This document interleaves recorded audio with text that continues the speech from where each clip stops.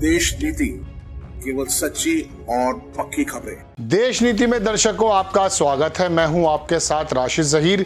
Supreme court ने, अगर मैं आपसे यूं कहूं कि इनडायरेक्ट वे में भारतीय जनता पार्टी को बहुत बड़ा और बहुत बड़ा झटका दे दिया है तो गलत नहीं होगा। मैं अपने इस 4-5 मिनट के वीडियो में आपको ये बताने जा रहा हूं कि भारतीय जनता पार्टी की बुनियाद जिस चीज पर रखी हुई है, आप सोचते हैं हिंदुत्व पर रखी हुई है, वो दूसरा नाम है।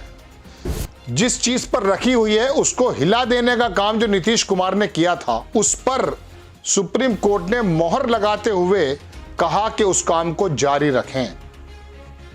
बिहार के अंदर आपको याद है कि जातीय जनगणना नहीं, सर्वे किया गया, जिसके बारे में भारतीय जनता पार्टी अवाक सी रह गई। प्रधानमंत्री जी बोले बहुत बड़ा पाप है। मैं आपको सबसे पहले छोटी सी खबर बताता हूं और उसके बाद मैं आपको यह बताने की कोशिश करूंगा कि भारतीय जनता पार्टी की बुनियाद पर यह वाला हमला कितना बड़ा है। अखबार ने लिखा कि जातीय गणना के डेटा पर रोक से सुप्रीम कोर्ट का इनकार। हाई कोर्ट ने जो वहां पर इजाजत दे दी थी, नीतीश कुमार ने जो जातीय पूरी गणना करके बता दिया था कि कितने लोग कितने हैं, उस पर रोक लगाने के लिए याचिका लगाई गई और गृह मंत्रालय की भी संलिप्तता मैं आपको बताने जा रहा हूं। उस पर सुप्रीम कोर्ट ने कहा कि नीतिगत कामों में हम सरकारों के काम में दखल अंदाजी नहीं देंगे। किसी भी तरीके से इस जातीय सर्वे को रोकना चाहती है भारतीय जनता पार्टी, इसलिए प्रधानमंत्री जी ने कहा कि सबसे बड़ा पाप है। अब मैं आपको थोड़ा सा बताना यह चाहता हूं, हालांकि जाने या अनजाने में वो हलफनामा भी दे चुकी थी कि रोक दिया जाए। 5 घंटे बाद भारतीय जनता पार्टी यानी कि केंद्र सरकार ने उसको वापस ले लिया था। खबर है, पहले ये देख लीजिए कि 2 अक्टूबर को जातीय जनगणना के आंकड़े रिलीज किए गए। सुप्रीम कोर्ट से बिहार सरकार को बड़ी राहत मिली। कोर्ट ने जातीय गणना के जारी आंकड़ों पर रोक लगाने से इनकार कर दिया। कोर्ट ने कहा हम किसी राज्य सरकार के किसी काम में रोक नहीं लगा सकते। ठीक है, अब आप देख लीजिए, तमाम लंबी रिपोर्ट है, लेकिन मैं आपको सिर्फ मेन बात बताना चाहता हूं। 28 अगस्त को सुनवाई के दौरान केंद्र सरकार ने हलफनामा दायर किया था। दोबारा सुन लीजिए, 28 अगस्त को केंद्र सरकार ने, मोदी जी की सरकार ने हलफनामा दायर किया था। केंद्र सरकार ने सुबह में हलफनामा दाखिल किया, जिसे कुछ घंटे बाद उसे वापस लेते हुए दूसरा हलफनामा दाखिल किया। पहले हलफनामे में पैरा नंबर 5 में लिखा था कि सेंसस एक्ट 1948 के तहत केंद्र के अलावा किसी और सरकार को जनगणना या इससे मिलती जुलती प्रक्रिया को अंजाम देने का अधिकार नहीं। इसको 5 घंटे बाद वापस ले लिया था। चूंकि अगर इसके अंदर ये 5 दिन लगा देते तो पूरे भारत के ओबीसी समाज को ये पता चल जाता कि भारतीय जनता पार्टी और केंद्र सरकार दरअसल ओबीसी के ऊपर एक भ्रम बनाए रखना चाहती है। अब आप कहेंगे कि पूरी की पूरी जो है पढ़कर सुना रहा है बंदा, आखिरकार भारतीय जनता पार्टी का नुकसान क्या है, सुप्रीम कोर्ट ने कैसे इस पर हमला कर दिया, मैं आपको बताता हूं। 1974 में बाला साहब देवरस, आरएसएस के जो सर्वा थे, उनका एक बयान है दर्शकों कि आरएसएस और बाकी जनसंघ जो भारतीय जनता पार्टी का अवरूप है, इन दोनों को, हम लोगों को दरअसल ओबीसीआईजेशन करना है और भारतीय जनता पार्टी उसी समय से लग गई थी।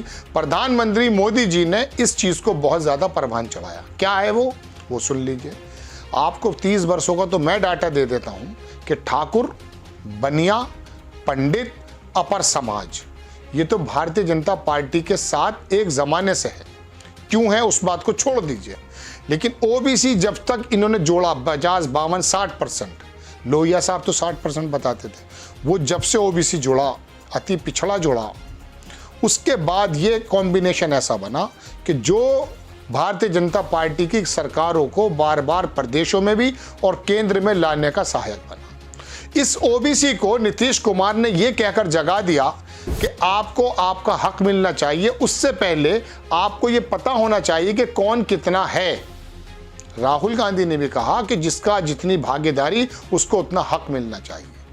प्रधानमंत्री जी बोले सबसे बड़ा पाप है, क्योंकि ये कॉम्बिनेशन नीतीश कुमार ने हमला करते हुए, देखिए दर्शकों मैं एक बात और बता दूं आपको कि नीतीश कुमार ने यूं तो बहुत बड़े बड़े झटके दिए हैं, लेकिन ये ओबीसी का झटका ऐसा है कि भारतीय जनता पार्टी और केंद्र सरकार आपका, मेरा और पूरे देश का ध्यान बांटने का बार बार काम कर रही है। नई नई खबरें आ रही हैं, कभी न्यूज़ क्लिक पर हमला होता है, पत्रकार सारे इकट्ठे होकर के उसके ऊपर बात करने लगते हैं, जबकि ये वक्त ओबीसी के इस बारे में बहस करने का, जिसके बारे में उड़ीसा ने भी कह दिया कि हम भी कराएंगे, छत्तीसगढ़ के अंदर प्रियंका गांधी कह चुकी है हम भी कराएंगे, और बाकी तमाम गैर भाजपा शासित प्रदेशों ने इस बात का इशारा दे दिया है कि हम जातीय जनगणना, जातीय सर्वे कराएंगे ज़रूर।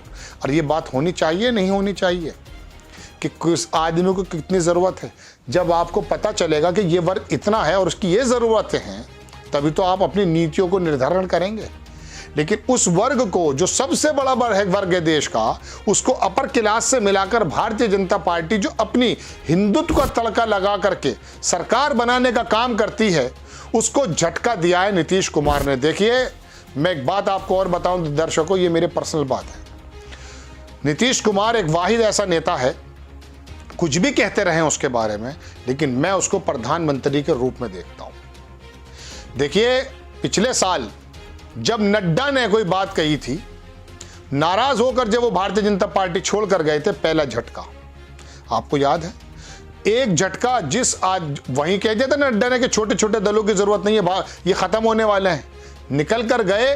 और ऐसा एक दूसरा झटका क्या दिया कि जब छोटे छोटे दलों को आप खत्म करने पर आए, उसी छोटे दल के एक नेता ने पूरे हिंदुस्तान के अंदर, कोई कुछ भी कहता रहे, इंडिया गठबंधन का सूत्रधार नीतीश कुमार है।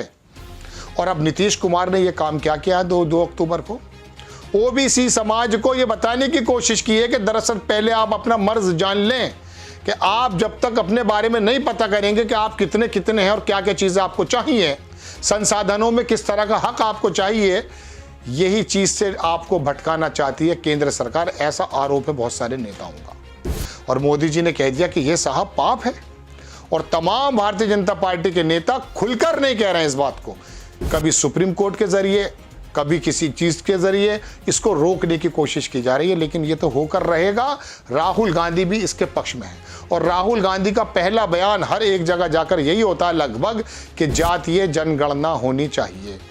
केंद्र सरकार क्यों नहीं कराना चाहती साहब, क्यों नहीं पता करना चाहती?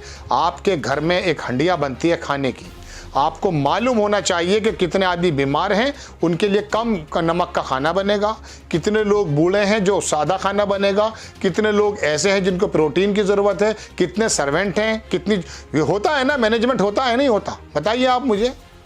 ऐसा आप देश को चलाने के लिए जब तक आपके पास मैनेजमेंट नहीं पता होगा कि कौन सा वर्ग कितना भूखा है, तो फिर आप संसाधनों का बंटवारा कैसे कर देंगे। लेकिन ये तमाम चीज़ें देश के 1% पर 40% की जो है संपत्ति आ जाएगी, 3% या 2%, 1%, और 10% लोगों पे 60-70% जो है संपत्ति आ जाएगी।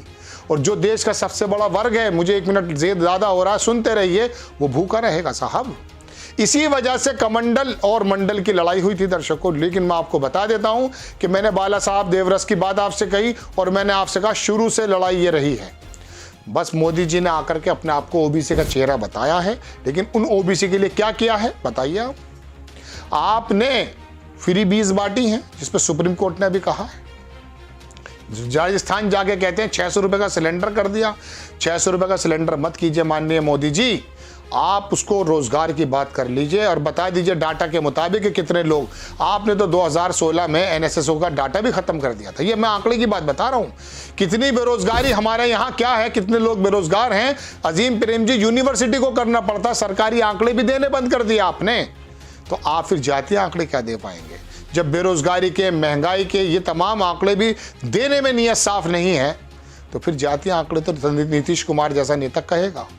बहुत बड़ा प्रहार है दर्शकों। ये सुप्रीम कोर्ट ने कहा कि नहीं, नीतिगत फैसलों में सरकारों के काम में अड़ंगा नहीं होगा, ये बात अलग है। आपको खबर कैसी लगी अपनी राय कमेंट्स बॉक्स में जरूर दीजिएगा। चैनल को सब्सक्राइब कीजिए, शेयर कीजिए। नेक्स्ट टाइम मैं किसी खबर के साथ आता हूँ। जय हिंद।